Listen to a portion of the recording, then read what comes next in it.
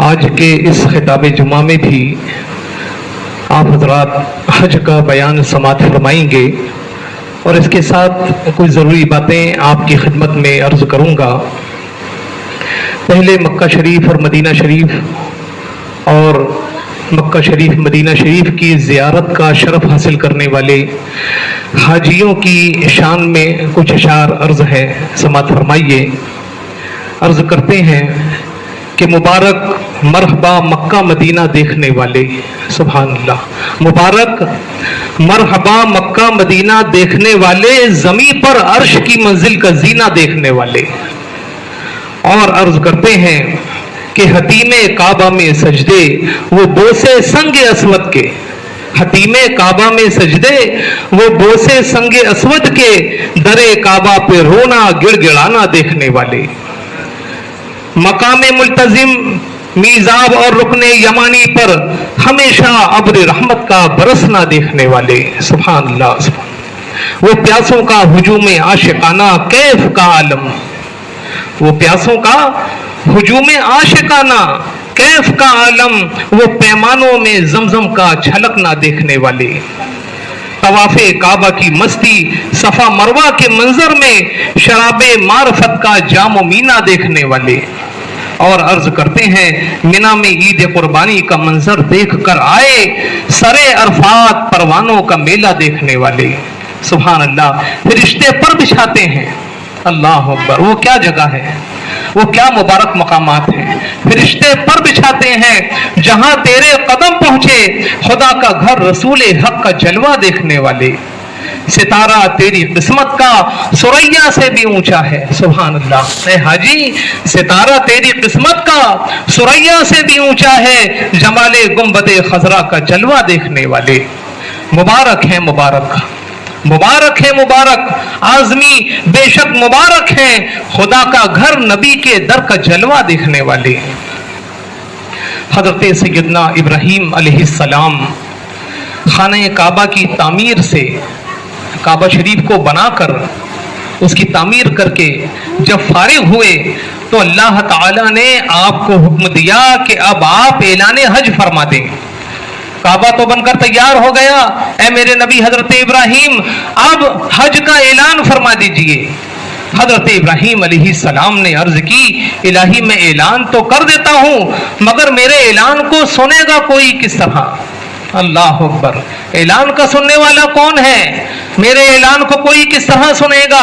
अल्लाह ताला ने फरमाया कि इब्राहीम तुम ऐलान करो, ऐलान करना तुम्हारा काम है और उसे सुनाना हमारा काम है।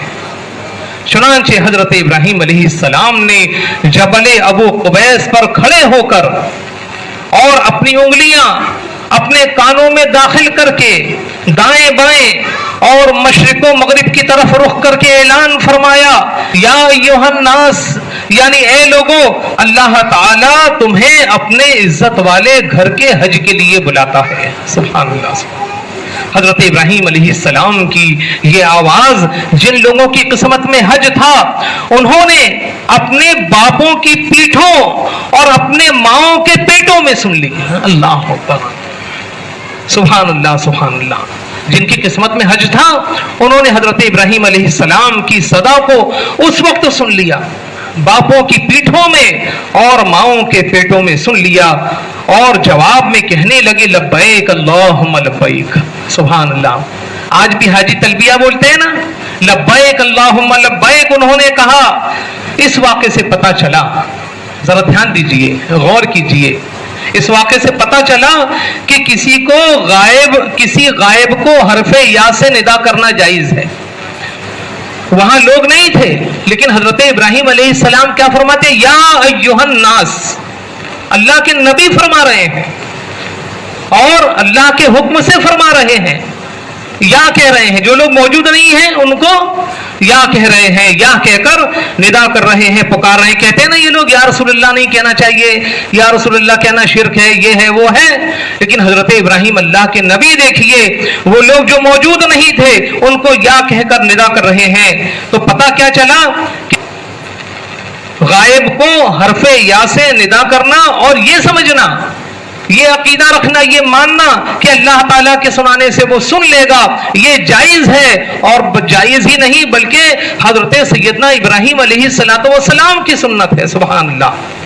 جب یہ بات ثابت ہو گئی کہ ایک نبی کی آواز اللہ تعالیٰ کے سنانے سے عام لوگ سن سکتے ہیں، تو پھر ایک عام آدمی کی ندا کو اللہ کا نبی کیوں کر نہیں سن سکتا؟ عام آدمی پکارے تو اللہ کا نبی کیسے نہیں سن سکتا؟ اللہ کے سنانے سے۔ عقیدہ یہی ہے ہمارا، اللہ کے نبیوں کو، ولیوں کو جو اختیار ہے، جو طاقت ہے، جو پاور ہے، وہ سب اللہ کے دیے سے ہے، اور جتنا اس نے دیا اتنا ہے۔ جب اس نے دیا اتنا ہے، اس کی مرضی کے مطابق ہے، تو شرک کہاں سے ہو گیا؟ برابری کہاں سے ہو گئی؟ شرک کس کو بولتے ہیں؟ آسان لفظوں میں سمجھو، کسی اور کو اللہ سمجھنا، یہ ہے شرک۔ الحمدللہ کوئی جاہل سے جاہل، ان پڑھ سے ان پڑھ، گاؤں میں رہنے والا، پہاڑوں میں رہنے والا، کتنا ہی بیچارہ ایسا مسلمان ہو جس نے مدرسہ کا منہ نہیں دیکھا، لیکن وہ کسی بھی اللہ کے ولی کو اللہ نہیں سمجھتا۔ یہ کھینچ تان کر شرک کا فتویٰ لگاتے ہیں اور ظلم کرتے ہیں۔ بہرحال جب اللہ کے نبی کے پکارنے سے عام لوگ جو موجود نہیں تھے انہوں نے سن لیا، تو اگر ہم لوگ جب اللہ کے نبی کو پکاریں تو وہ کیوں کر نہیں سن سکتے؟ معلوم ہوا کہ جو مسلمان اس اعتماد و یقین کے ساتھ کہ اللہ تعالیٰ کے کرم سے میری آواز کو میرا رسول سن لے گا، وہ یا رسول اللہ کا نعرہ لگا کر اپنے آقا سے کچھ عرض کرے، تو یقیناً اس کی اس آواز کو اللہ تعالیٰ اپنے محبوب تک پہنچا دیتا ہے۔ اس کی آواز کو، اس کی فریاد کو اللہ کے محبوب صلی اللہ تعالیٰ علیہ وسلم سن لیتے ہیں۔ اسی کو امام اہل سنت سرکار اعلیٰ حضرت نے کچھ اس انداز میں فرمایا ہے کہ فریاد امتی جو کریں حال زار میں، فریاد امتی جو کرے حال زار میں، ممکن نہیں کہ خیر البشر کو خبر نہ ہو۔ ایسا ہو ہی نہیں سکتا کہ ان کا امتی توقروں سے فریاد کرے، حال زار میں پریشانیوں میں مبتلا ہے، پریشانیوں میں گھرا ہوا ہے، آہو فغاں کرے، تو وہ اس کی فریاد کو نہیں سن سکتے۔ اور یہ کہاں سے ثابت ہوا؟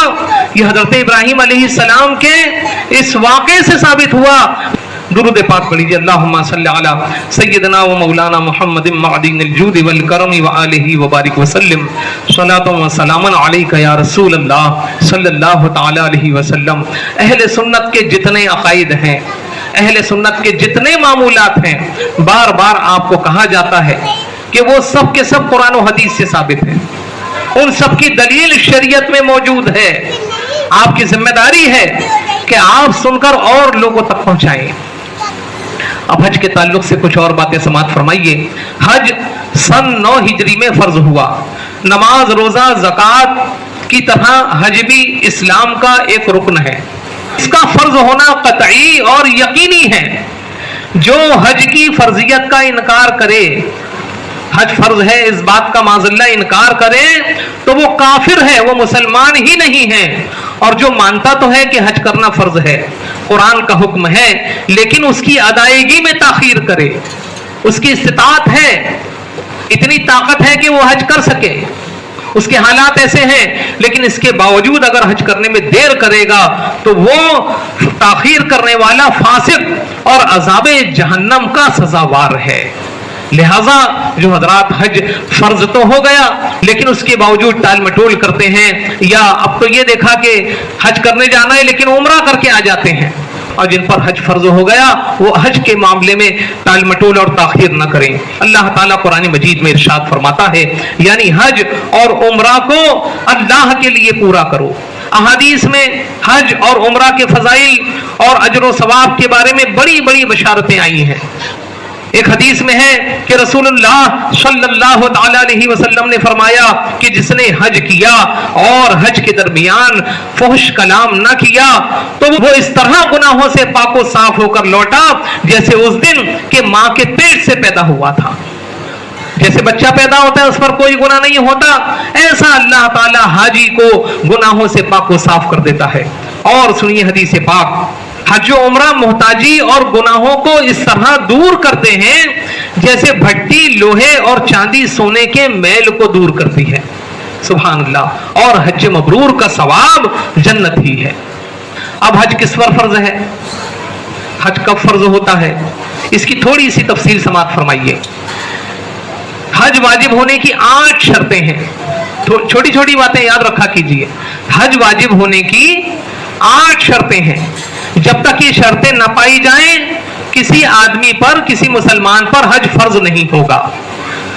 وہ 8 شرطیں کیا ہیں؟ پہلی شرط ہے مسلمان ہونا، کافر پر حج فرض نہیں۔ دوسری شرط ہے کہ دارالحرم میں ہو تو یہ بھی ضروری ہے کہ جانتا ہو کہ اسلام کے فرائض میں سے حج ہے۔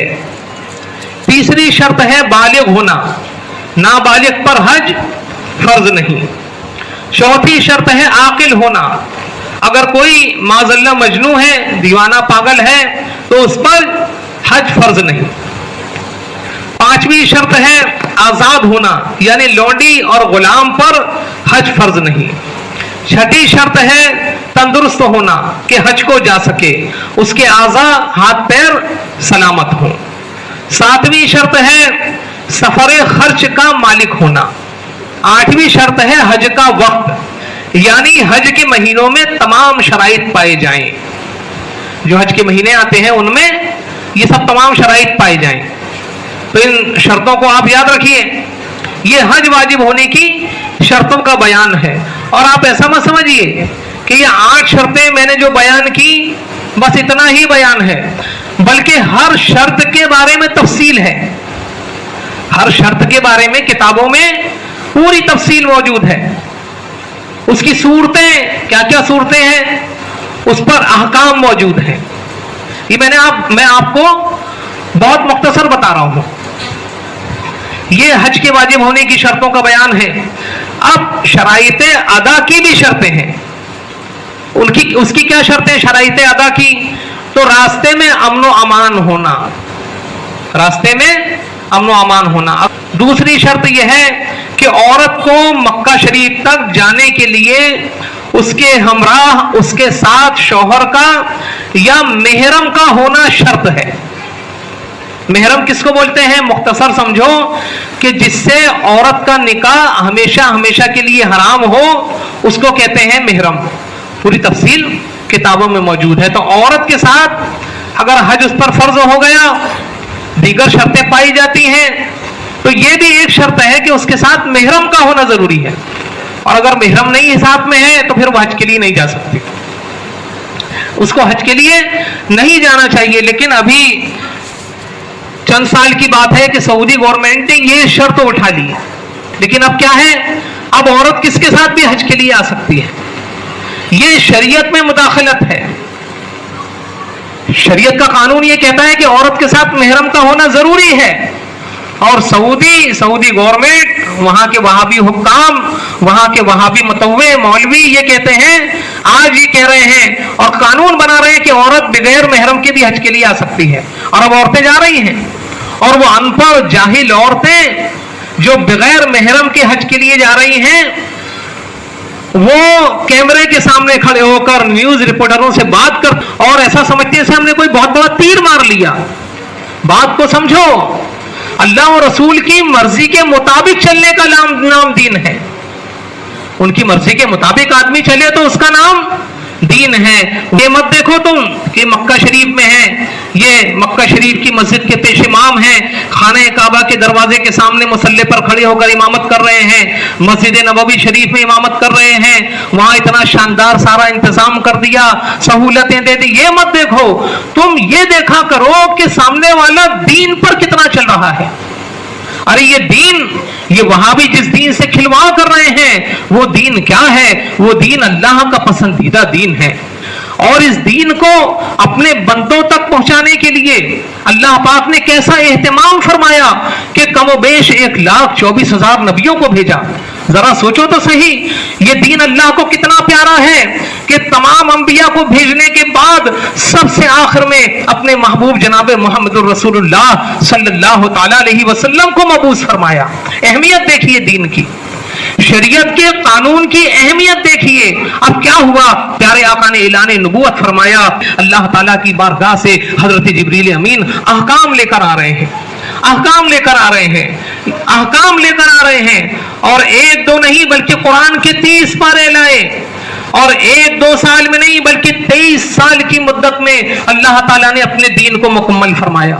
تو یہ دین اللہ کا بنایا ہوا اور حضور صلی اللہ تعالیٰ علیہ وسلم کا لایا ہوا دین ہے. اس کے ساتھ جو بھی کھلواڑ کرے وہ خانہ کعبہ کے مسلح پر کھڑا ہو, مسجد نبوی شریف کے مسلح پر کھڑا ہو, وہ ہمارا کوئی نہیں. تو مسلمان اپنی آخرت کا اگر بھلا چاہتے ہیں تو وہ کسی کو بھی فالو کرنے سے پہلے, کسی کو بھی اپنا آئیڈیل بنانے سے پہلے یہ دیکھیں کہ اس کا اٹھنا بیٹھنا, بولنا چلنا, لینا دینا, منع کرنا, دوستی کرنا, دشمنی کرنا, تمام معاملات دین کے مطابق ہیں کہ نہیں, شریعت کے مطابق ہیں کہ نہیں.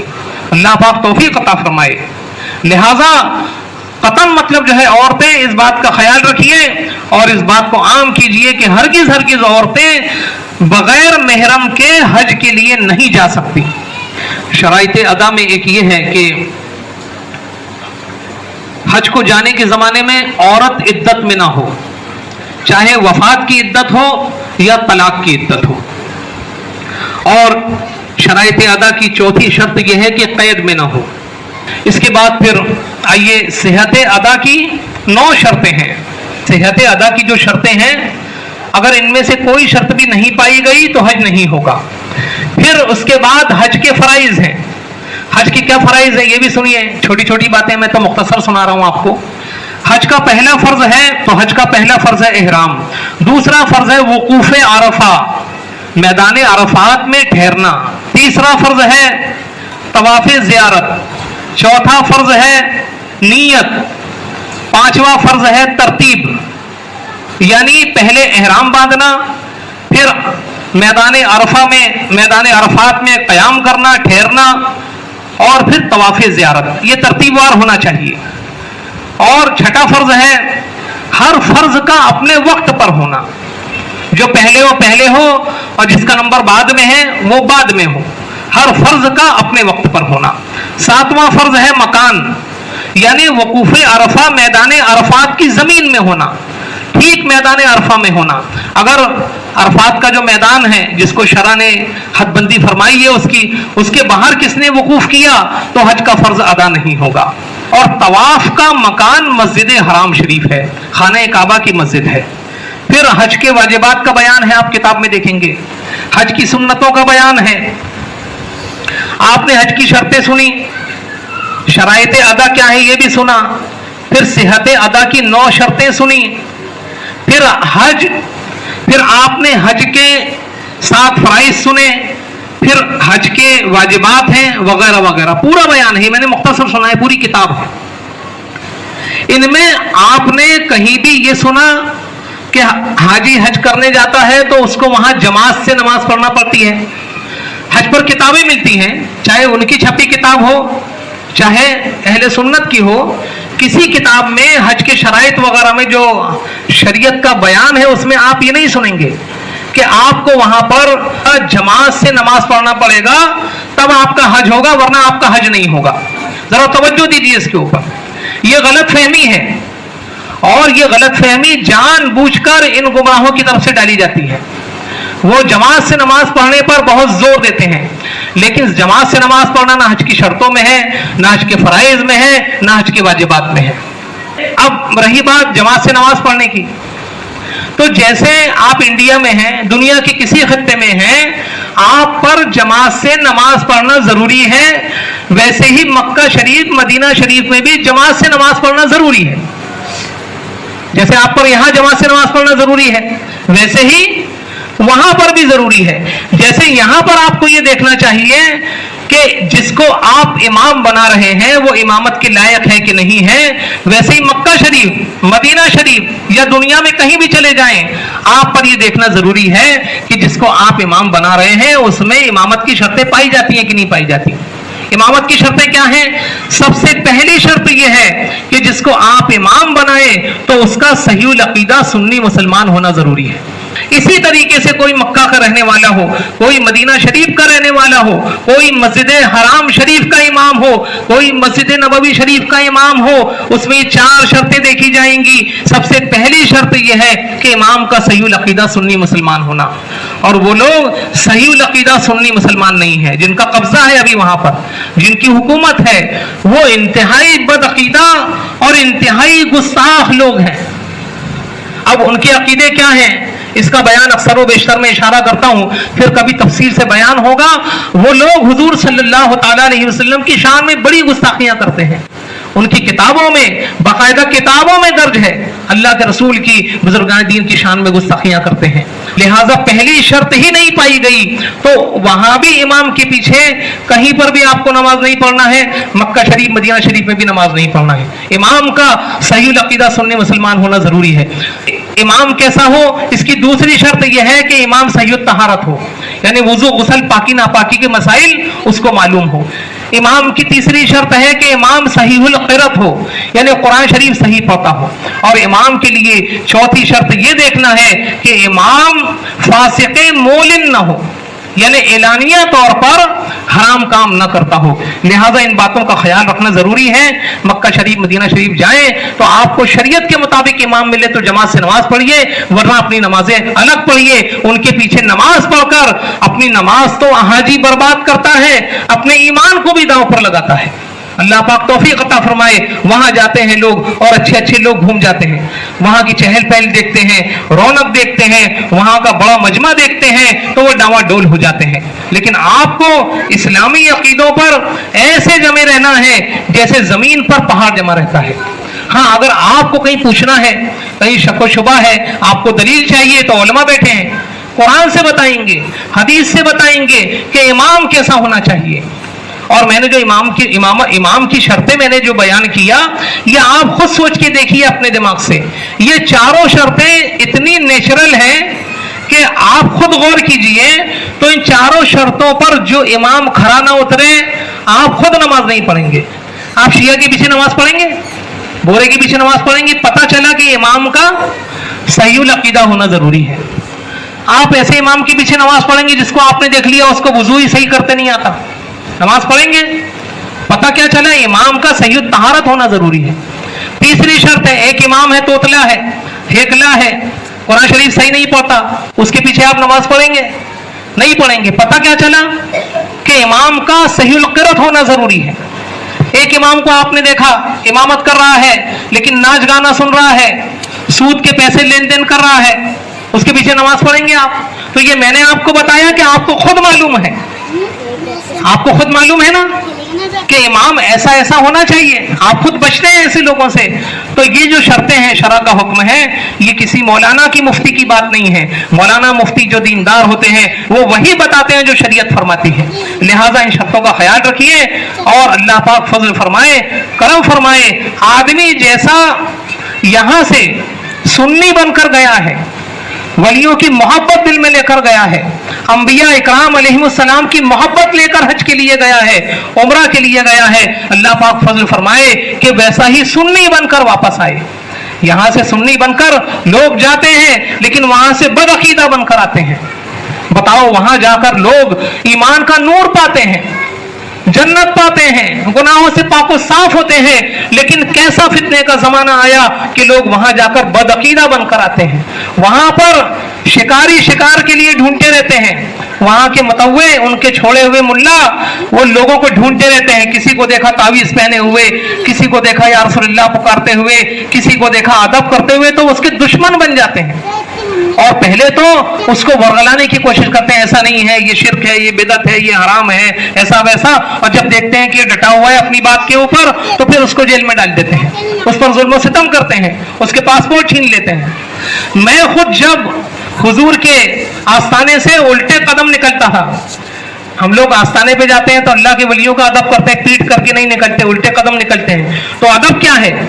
یہ شرک کیسے ہوگا؟ ہمارے تو دین کی بنیادی چیز ادب ہے، لیکن लेकिन वो मतवा मेरे को वो वहां भी पकड़ के घुमा दे और बोले कि ये और हम तो एक जैसे हैं, बोले ये क्या करता है, बोले तो माज़अल्लाह रब्बिल आलमीन। और अब तो सोशल मीडिया पर इनकी ऐसी तस्वीरें डली हैं कि कुरान शरीफ मतलब हाथ में लिया है, जमीन पर रखा हुआ है, कुरान शरीफ पैर पर रख के पढ़ रहा है, कुरान शरीफ जूतों के ऊपर रखा हुआ है। ऐसे मंजर भी आप देखते होंगे, पोस्टें आती हैं, और जो हाजी वहां पर जाते हैं वो अपनी आंखों से देखते हैं। कितने बेअदब लोग हैं। लिहाजा ऐसे लोगों से अपने आप को बचाइए। और ईमान वालों के लिए ये कोई नई बात नहीं है, ये कोई हैरत की बात नहीं है। अल्लाह के रसूल सल्लल्लाहु ताला अलैहि वसल्लम तशरीफ फरमा है, सहाबा का झमघटा है, सहाबा इकराम अल्लाह के रसूल की बारगाह में हाजिर हैं। दरियाए रहमत जोश में आया, प्यारे आका सल्लल्लाहु ताला अलैहि वसल्लम ने हाथ उठाकर अल्लाह रब्बुल इज्जत की बारगाह में दुआ की, ए अल्लाह तो हमारे लिए हमारे मुल्क शाम में बरकत अता फरमा, तो हमारे लिए हमारे मुल्क यमन में बरकत अता फरमा। बुखारी शरीफ की हदीस है।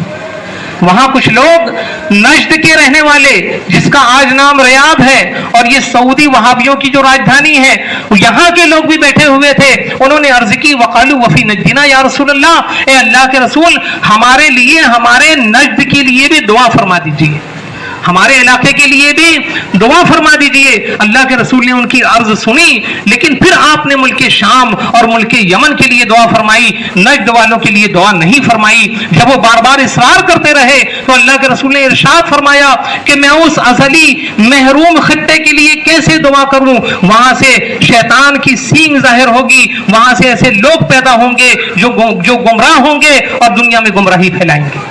हमारे लिए कोई हैरत की बात नहीं अगर वहां पर ऐसे लोग काबिज हो गए। और एक बहुत जरूरी बात मैं हाजियों से और जो लोग हज करने गए हैं उनके मुताल्लिकीन से अर्ज करना चाहता हूं कि वो अपने हाजियों को समझाएं कि मक्का शरीफ हो चाहे मदीना शरीफ हो, इमाम फरमाते हैं कि हरम की जमीन और कदम रख के चलना, हरम की जमीन और कदम रख के चलना अरे सर का मौका है वो जाने वाले। लिहाजा मक्का शरीफ मदीना शरीफ में हाजिरी अल्लाह पाक हर मुसलमान को नसीब फरमाए। वहां जाएं तो बहुत बाअदब हाजिरी दें, अपने एक एक अमल की निगरानी करें। जैसे लोग मस्जिद से निकलते हैं, जूता चप्पल उठाया और ऊपर से छोड़ दिया, ये बहुत खतरनाक बात है, ऐसा ना करें। बल्कि यहाँ भी ऐसी आदत ना रखें, मस्जिदों का भी अदब करना चाहिए। और वहां पर गलियों में लोगों की आदत होती है, थूक दिया करते हैं, चलते फिरते थूक देते हैं, यहाँ थूक दिया वहां थूक दिया। तो अब पहले से आप आदत को कंट्रोल कीजिए कि मक्का शरीफ मदीना शरीफ में ऐसा ना हो जाए। और इसके अलावा जब हाजी हज के लिए जाते हैं, मदीना शरीफ जाते हैं, तो जन्नतुल माला शरीफ की और जन्नतुल बकी शरीफ की ज़ियारत के लिए भी जाते हैं। बहुत मुबारक कब्रस्तान है, अल्लाह के रसूल सल्लल्लाहु ताला अलैहि वसल्लम के घर वाले और बड़े बड़े सहाबा इकराम वहां पर दफन हैं और बड़े बड़े औलिया इकराम वहां पर आराम फरमा है। लेकिन ये सऊदियों ने, ये वहाबियों ने, आप 1920 के पहले नेट पर सर्च कीजिए जन्नतुल बकी 1920 के पहले का, तो आपको नेट पर ऐसी तस्वीरें मिलेंगी जन्नतुल बकी शरीफ की कि आपका ईमान ताजा हो जाएगा। मज़ारात पर बहुत शानदार गुंबद मिलेंगे आपको, आस्थाने बाकायदा बने हुए थे, हाजी जाते थे वहां पर, बड़े अदब और एहतराम के साथ ज़ियारत करते थे। लेकिन सऊदी गवर्नमेंट जब से आई, ये अंग्रेजों के एजेंट वहां भी जब से आए, तब से वहां पर बुलडोजर चलाकर पूरे कब्रस्तान के कुब्बों को मस्मार कर दिया, पूरी कब्रों का नामो निशान मिटा दिया उन लोगों ने। वक्त हो गया है, ज्यादा टाइम नहीं है, इसलिए मैं इशारा करता चलूं, तफसील बताने के लिए वक्त चाहिए। तो इतनी बेअदबी की उन्होंने कब्रों की मुबारक आस्थानों की। आज आप, और जब पूरी दुनिया से सुन्नी मुसलमानों ने एहतजाज किया तो चंद पत्थर रखकर इधर उधर मतलब निशान बना दिए उन लोगों ने। आज चंद पत्थर आपको इधर मतलब थोड़ी थोड़ी दूर पर आपको रखे हुए मिलेंगे, बाकी बाकायदा कब्रें और आस्थाने उन लोगों ने तोड़ दिए। तो अब आप जाएंगे वहां पर, लोग शौक में मोहब्बत में गेट से दाखिल होकर जन्नतुल बकी शरीफ में चले जाते हैं, लेकिन पता नहीं कौन से सहाबी की, हुजूर के घर वालों की, किसकी कब्र कहां पर है और हमारा पैर पड़ जाए। तो ये बड़ी बेअदबी है। आम कब्रस्तानों का भी अदब है और किताबों में मसला ये लिखा है, यहां तक मसला लिखा है कि कब्रस्तान में जो नया रास्ता बने, कब्रस्तान में जो नया रास्ता निकाला जाए उस पर चलना जायज नहीं है, क्योंकि ला महला वो बना होगा तो काय पर बना होगा, कब्रों पर बना होगा। तो कब्रस्तान के नए रास्ते पर आम कब्रस्तान के चलना जायज नहीं है। तो जन्नतुल बकी का कितना बड़ा अदब है। लिहाजा वहां जाएं तो आप बाहर ही से हाजिरी दें, और बेहतर यह है कि बाहर से चारदीवारी, उस चारदीवारी की तरफ से हाजिरी दें कि आपकी पीठ किबला की तरफ हो। जब आपकी पीठ काबा की तरफ होगी तो आपका मुंह जो कब्र वाले हैं उनके चेहरे की तरफ होगा। क्योंकि साहिब कब्र में आराम फरमाए तो उनके चेहरे किधर हैं? खाने काबा की तरफ है। उनकी तरफ आप जब रुख करेंगे सलाम अर्ज करने के लिए, फातिहा के लिए, तो आपकी पीठ खाने काबा को होगी। लिहाजा अदब का बहुत ज्यादा ख्याल रखिए। और अल्लाह के प्यारे रसूल सल्लल्लाहु ताला अलैहि वसल्लम की बारगाह तो बारगाह है कि जहाँ पर हजरत जिब्रील अमीन बादब हाजिर होते हैं। तो मदीना शरीफ के अदब का तो एक अलग ही बाब है, उस ताल्लुक से इंशाअल्लाह ताला फिर कभी बयान होगा। अल्लाह ताला हमको मक्का शरीफ मदीना शरीफ की बादब हाजिर नसीब फरमाए। अपने हाजियों को भी ताकीद कीजिए, जैसे सुन्नी बनकर गए हैं वैसे सुन्नी बनकर वापस आए। अल्लाह पाक ईमान की सलामती ता दमे आखिर हमको अता फरमाए। आमीन सुम्मा आमीन।